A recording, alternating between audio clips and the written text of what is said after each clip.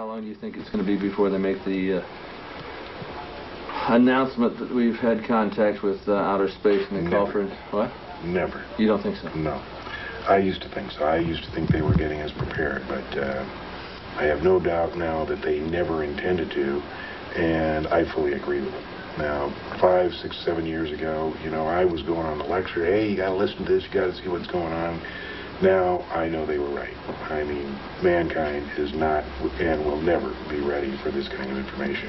Sure, it's interesting for you and me and you know, a very small segment of society, and it's tremendously interesting. But no way should the public ever be told about this. What do you think would happen if they were? It would probably cause problems that the governments of the world are not equipped to handle. The basic issue is religion. John, how many world records did you hold? 17? 17. 17. They've all been broken. Most of them have been broken because of the new airplanes that have come out. Yeah. I'm hearing rumors at Area 51 that there's at least one live alien living there. There definitely is one live alien, regardless of what Bob says today. Yeah. We're talking about Bob Lazar. During December and January, December of 1988, January of 1989, when he was working up there, he sat right in that chair whenever he'd come back from the test site, and he'd tell me what he saw. And I'll never forget the January 1989. I was sitting at that desk writing out checks, and he comes in and he said, "John, you'll never know what it's like to see your first alien." Could you relate the you know, the times you went up there with the Lazar looking for craft yourself? We went up twice. The first time was not. The first time he knew it was going to fly. He knew it was going to fly just after sunset, and that was March 22nd, 1989. And we drove up there with Gene Huff, and we had my motorhome. And we pulled in just as it was getting dark, and I was setting up the Celestron scope. And they were outside looking. They said, "Here it comes." And you can see this real bright light coming up from behind the range.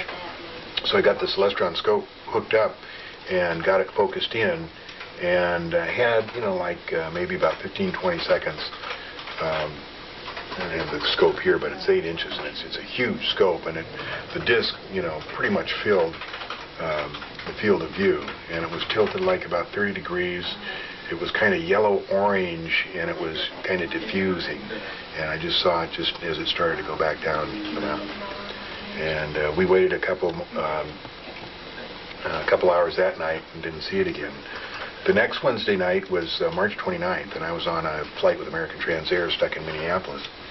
And that's the night I phoned Bob and said, "What's going on?" He said, "We're going fishing." And I thought, oh, neat. And that was his code word for we're going up to Groom Lake. Well, several weeks later, when they took him up to Indian Springs with a gun pointed in his head, they said, "Oh, that comment about going fishing, boy, it sure took us a long time to figure that out."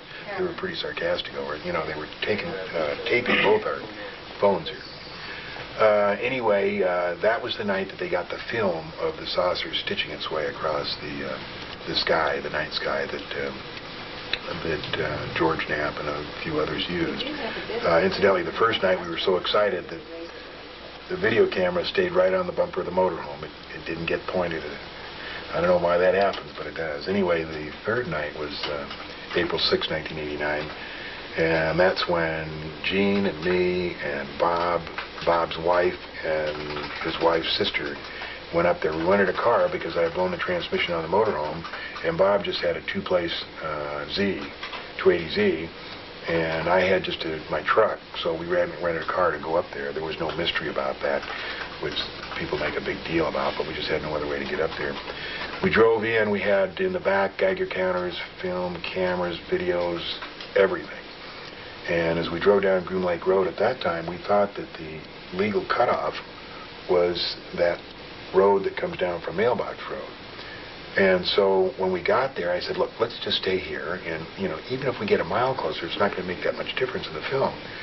And they said, no, no, let's go on. So we went another couple hundred feet, and we had the lights out, and I was leaning out the window, telling them to go left and right. We stopped, and a couple sets of headlights,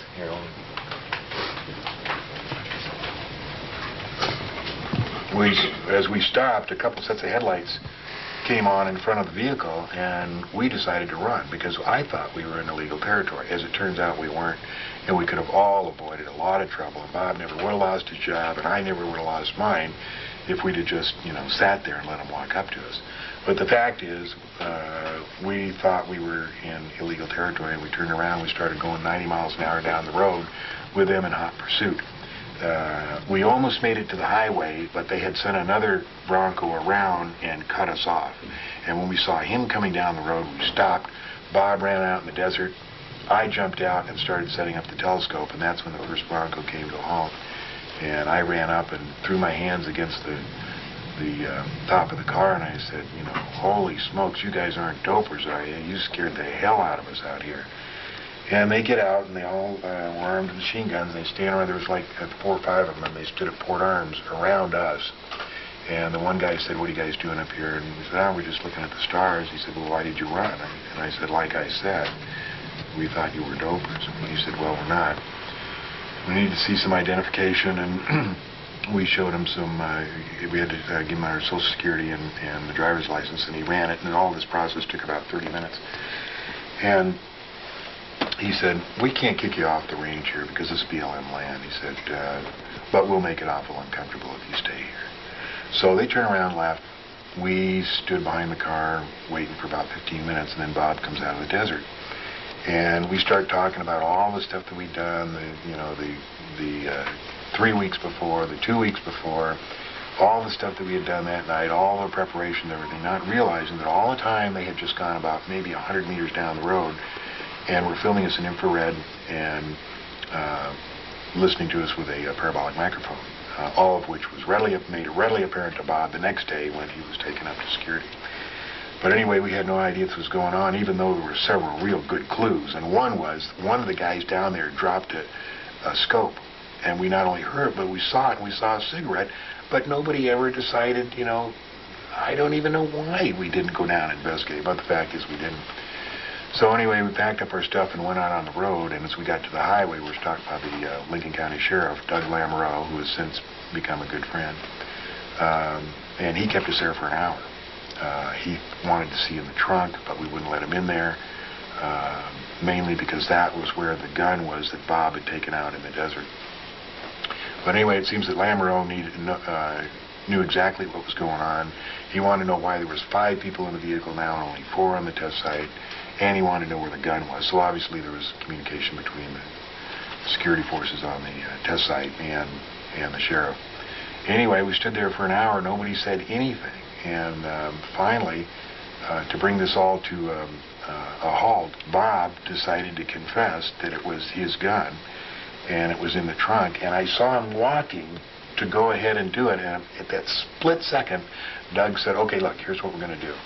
I've been advised to release you guys, but we don't want to ever see you here again, ever. And he let us go. And it was a real quiet ride home that night. And the next day, Bob's boss, Dennis Mariana, called him up and said, Bob, I'm going to pick you up. Don't go to the airplane. Meaning don't go to the EG&G.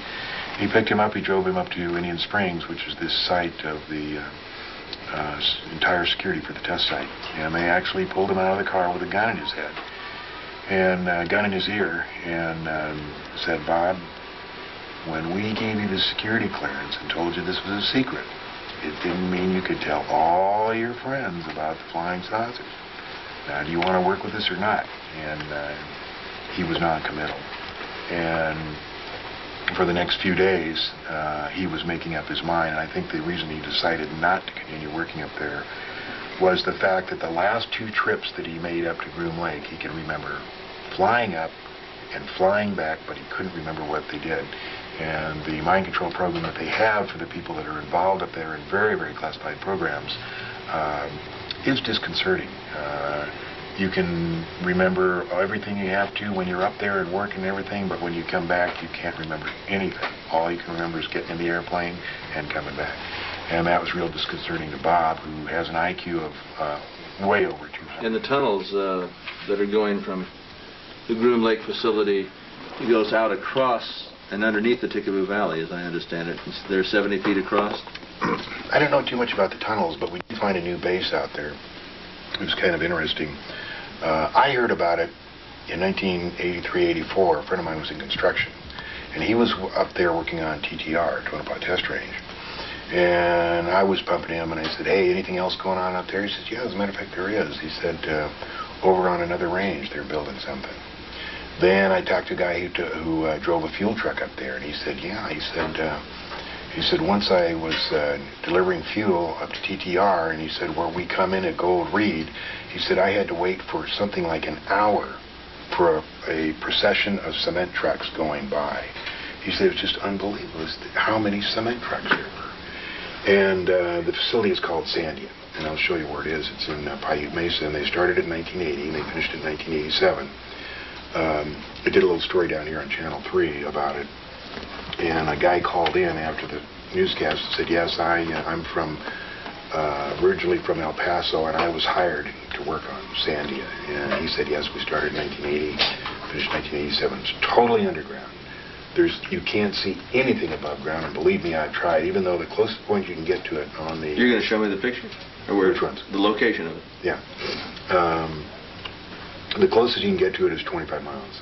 And it's a long ways. The guys that fly into it say that when you land there, and I'm talking about EG&G Special Projects, they take the passengers in and out. They say you can't see the runway until the last second. And then they land. They're not allowed to ever get out of the airplane, like up at Groom Lake. They can go to the cafeteria.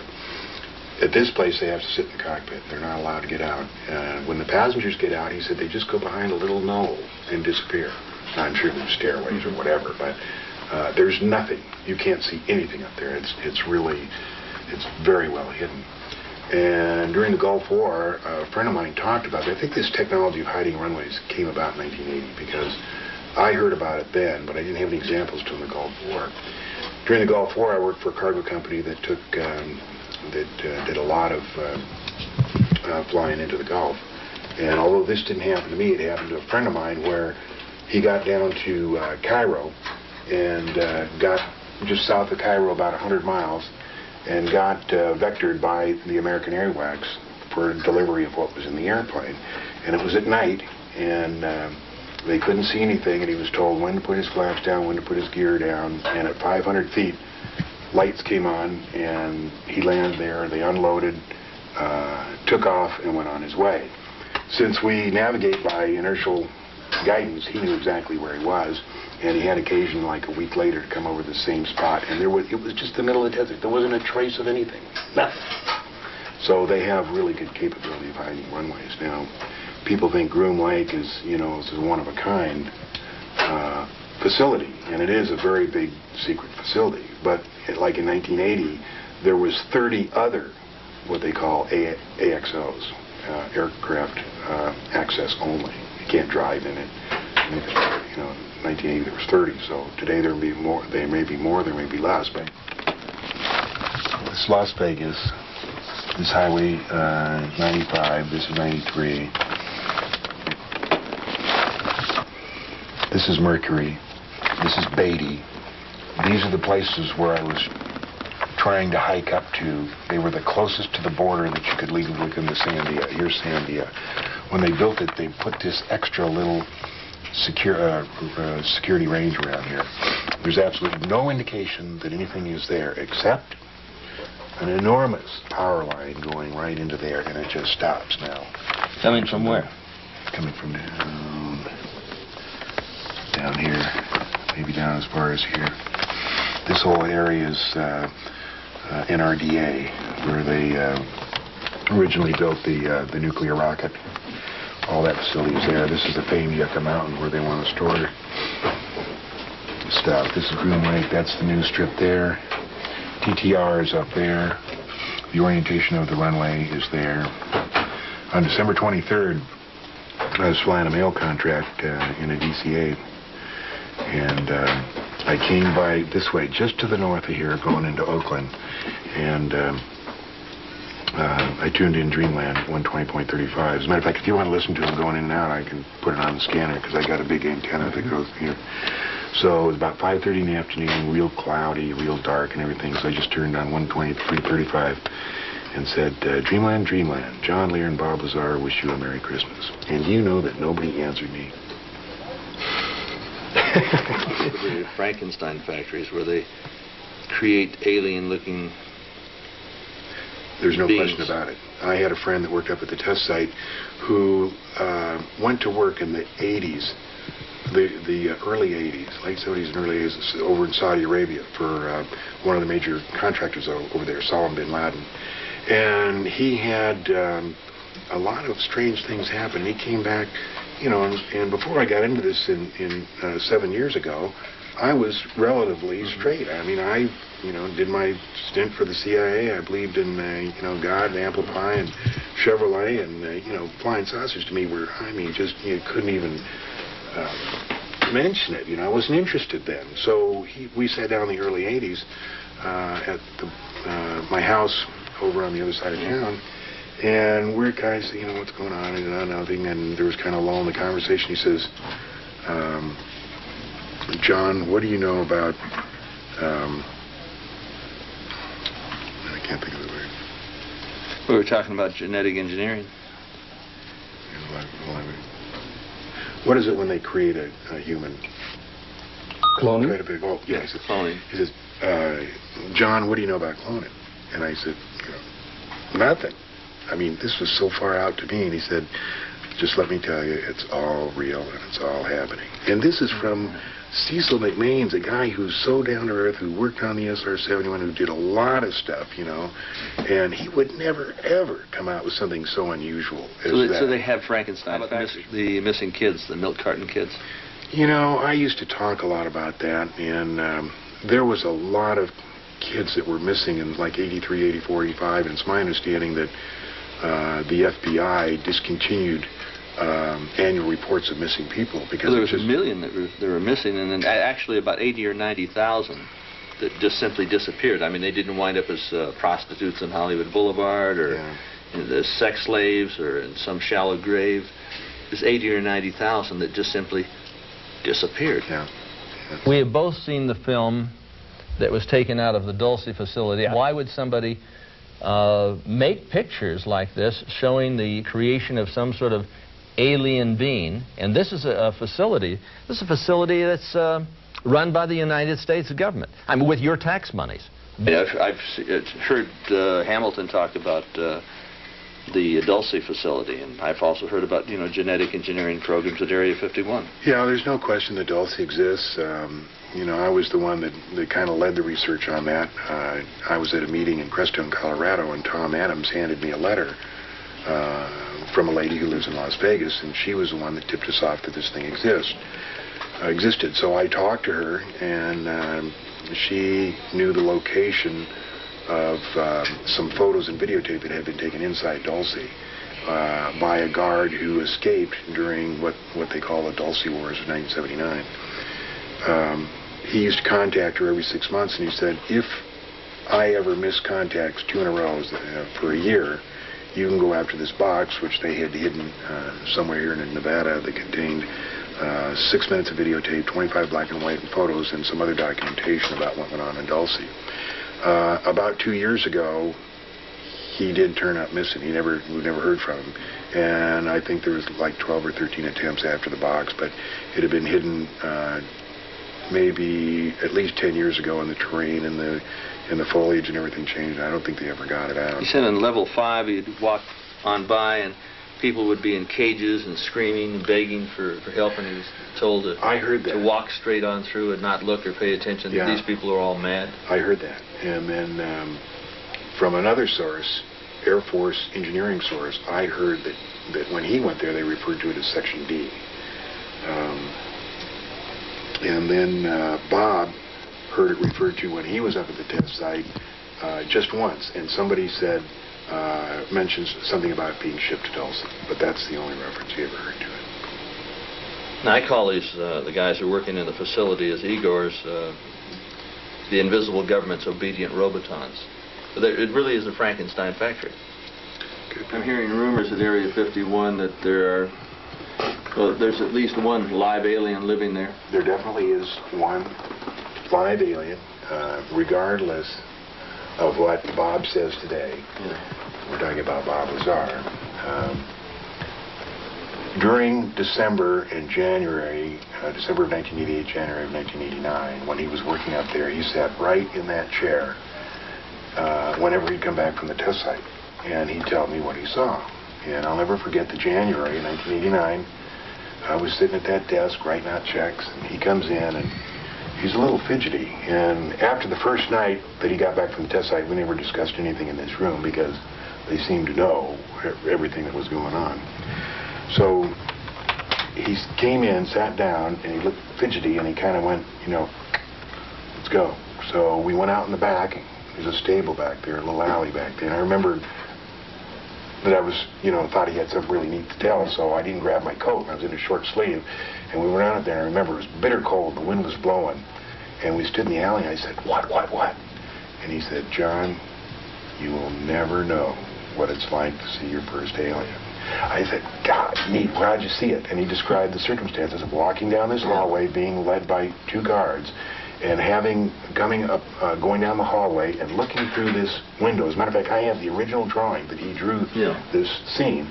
And he said it was maybe a 12 by 12 window, and it had wires running through it. And he looked through it, and there was two scientists facing him in white lab coats and the little gray talking to them. I said, could it have been a doll? Could it have been a midget? He said, no, John, it was an alien. And it was just really neat. He said walk down once, and then when he came back, he looked in, and they weren't there. And today, you ask Bob about that, he says, well, that's what John says, but I really don't remember myself. But I remember. I remember the night it happened, and I remember going out and him being pretty excited. Do you have the picture? Yeah, I'll show you a little drawing that he made of what it looked like looking through the window. See this thing here? This is the piece of paper that Bob drew that night. Yeah. First of all, he drew how the hangars were, 360 feet, each 46 bays. This was the corridor, this was the window, and those were the two scientists, and the little gray. The scientists are facing us, the gray is going that way, and that's what he saw through that window. And he's very meticulous, showing, where and under what circumstances he saw it. This is the drawing of how the hangars fit up against the mountainside. So this is the gray here? Right there. Yeah. Yeah, these are the two scientists, and that's the window he looked through. Oh, I see. In 1962, Kennedy ordered what became known as the report on Iron Mountain, and what he was interested in was finding out if there's anything other than war that could stimulate the economy to the extent war could. We've always had a war to stimulate the economy. Always had one. In recent years, we had Vietnam, and then Saddam Hussein, which was all manufactured. I mean, I flew an airline. For an airline, we used to take the troops, American troops in there, Green Berets, to train Saddam for the 2 or 3 years before that war. Well, they create the crisis. They create the crisis. So the report from Iron Mountain said really that there was nothing that would stimulate the economy as well as war. And they had considered medical research, space research. They said that there was one thing that would stimulate it, and that was a threat from an extraterrestrial species, real or imagined. I know you told your friend you're not okay, and tell me what's wrong and why you never said you felt that way. Guess you're trying to stay strong and fake a smile until I look away. But I've known you too long, it hurts to watch your blue eyes fade to gray as you fade away. As you fade away. Yeah, I'm about to fade away, 'cause every time I wake up I feel like it's Monday. Something's going wrong with all the chemicals up in my brain. All of a sudden I don't look at anything the same way. Got a buildup of my thoughts sitting in an ashtray. I'm sorry that I'm so inconvenient, okay. Just let me be me and I'll stay out of your way. I can see the way you look at me, I'm such a disgrace. I never really asked to be brought into this place. You wanna love me? Well,